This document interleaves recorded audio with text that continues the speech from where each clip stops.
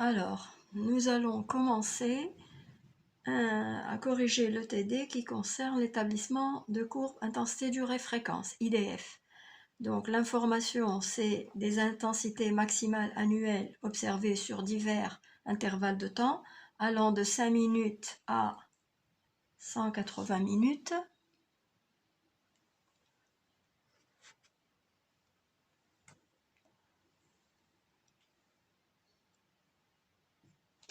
Voilà.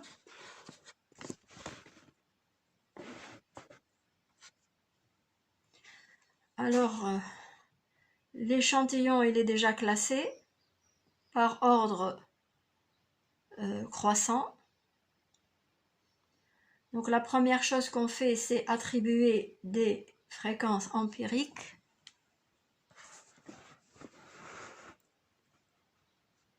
Voilà, ici on a pris la fréquence selon Hazen.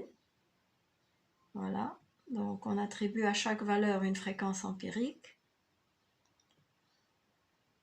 Alors après, il faut modéliser.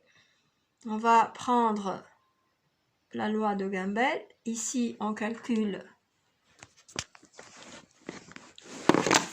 les moyennes et la variance, la moyenne, la variance des échantillons, la moyenne, la variance. Vous pouvez aussi calculer la médiane. Vous voyez que la médiane et la moyenne sont différentes, donc vous ne pouvez pas utiliser une loi normale, par exemple. C'est pour ça, par exemple, on vous demande d'utiliser une loi Gumbel. Alors pour cette loi Gumbel, vous estimez les paramètres, les deux paramètres, A et U. Voilà. Bon, A, on estime en utilisant la variance de l'échantillon, et U, on estime en utilisant et la variance et la moyenne. Voilà, donc vous avez pour chaque intervalle de durée une estimation des paramètres. Alors, qu'est-ce que vous faites avec ça? Avec ça, vous estimez la fréquence empirique, la fréquence selon la loi Gumbel. Voilà, comme là. Voilà. Donc, en utilisant les U et A estimés. Donc, pour chaque intervalle de durée, intervalle de référence, vous estimez la loi Gumbel.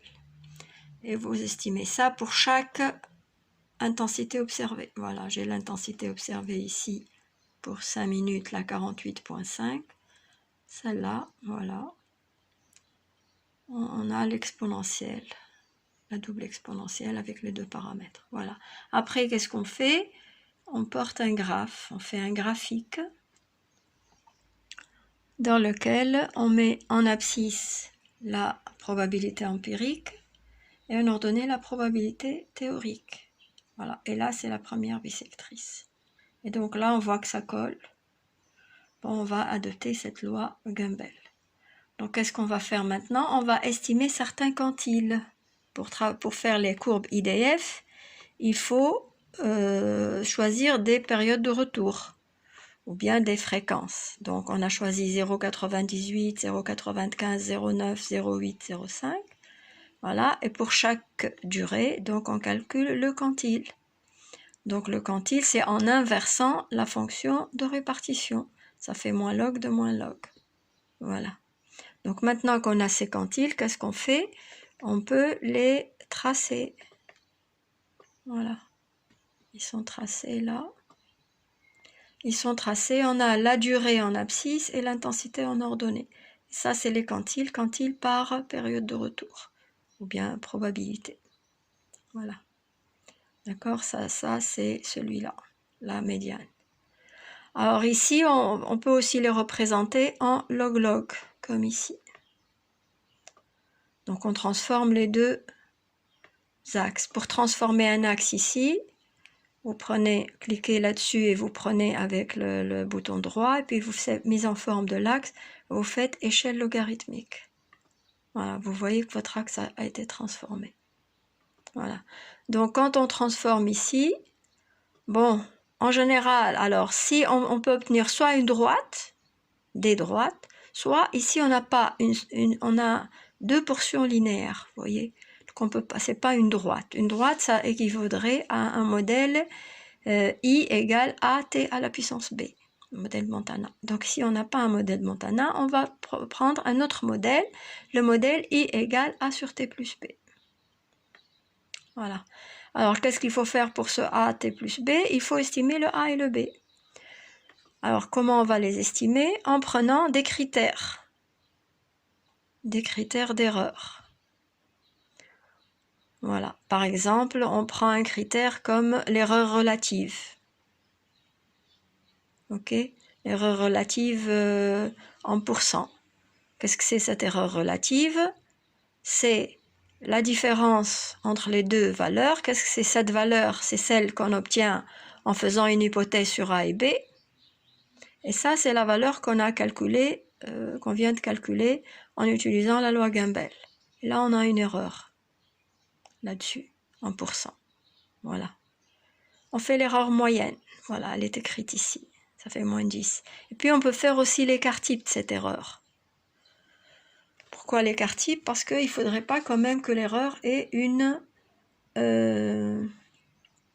fluctuation trop importante, un écart type trop important.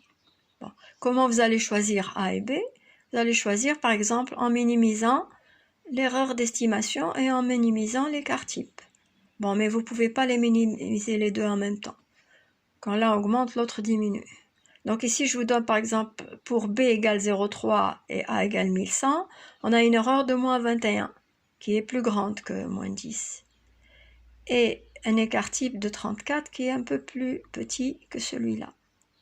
Voilà. Donc ici, on a préféré moins 10 par exemple. On a préféré cette solution à celle-là. Et là, je vous donne une troisième possibilité. 0,2 et 1200. 0,2 et 1200 donne moins 14 ici. Un peu plus grand que ça. Et plus 38, plus grand que ça. Donc celle-là, elle est mieux que ces deux-là, disons. Voilà, on retient celle-là. Et puis on refait pour f égale 0,95, la même chose. On estime A et B, on fait varier ces deux paramètres jusqu'à avoir quelque chose d'acceptable comme erreur. Bon, on peut faire ça à la main, c'est-à-dire mettre une valeur, deux valeurs ici et puis voir ce que ça donne. Bon, ici, bien sûr, on appelle ces deux paramètres, B92, vous voyez avec ces $, 2 $, comme ça ne change pas. Ok, on voit l'erreur. Bon, à la fin, on peut faire par exemple la méthode de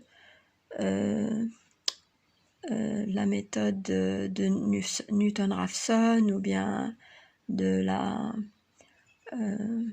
méthode de gradient pour estimer ces deux paramètres. Sinon, vous pouvez le faire aussi à la main, comme ça, petit à petit. Voilà.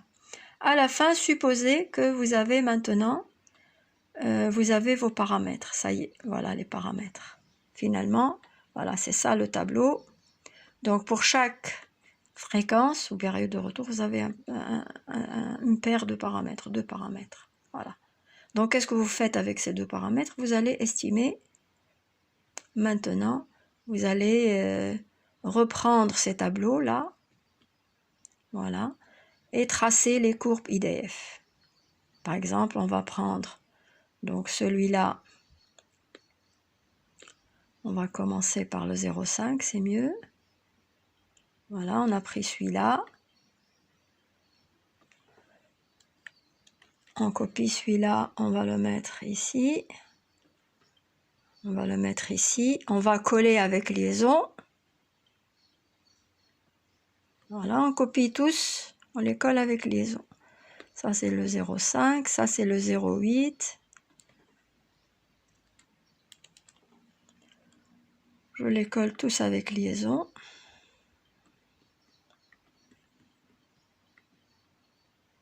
Colle avec liaison. Après, je prends celui d'après. Le 0,9, on les prend par ordre croissant. Voilà, je les colle avec liaison. Après, je prends le 0,95 qui est au-dessus. Je le colle avec liaison. Je fais comme ça, je fais coller avec liaison. Je colle avec liaison, c'est pour savoir d'où ça vient, c'est beaucoup mieux que de coller des valeurs. Hein. Moi, c'est pour que quelqu'un d'autre puisse vérifier votre travail et que même vous-même, vous puissiez vérifier ce que vous avez fait. Un travail doit toujours pouvoir être vérifiable. Coller avec liaison, voilà. Et maintenant, je mets à droite, bien sûr, il faut mettre les durées. Là, je peux coller des valeurs, pas de problème, puisque je n'ai rien calculé de ce coller, je colle, je colle. Voilà. Et là, maintenant, donc, j'ai tout ça. Voilà, je peux en faire des courbes. Bon, en général, les courbes, vous les trouvez comme ça. Voilà, vous avez les courbes IDF. C'est ce qu'on appelle courbe IDF. Voilà, ça c'est les courbes IDF. Donc il y a une courbe par période de retour ou bien par fréquence. Voilà. Ok. Bon, il y a celle-là qui sort par là. C'est un exercice qui vous montre comment on peut estimer les paramètres A et B d'un modèle. Et là, bien sûr, vous pouvez mettre un algorithme si vous voulez, un algorithme de recherche automatique. Mais sinon, là, on l'a fait à la main. Voilà, merci.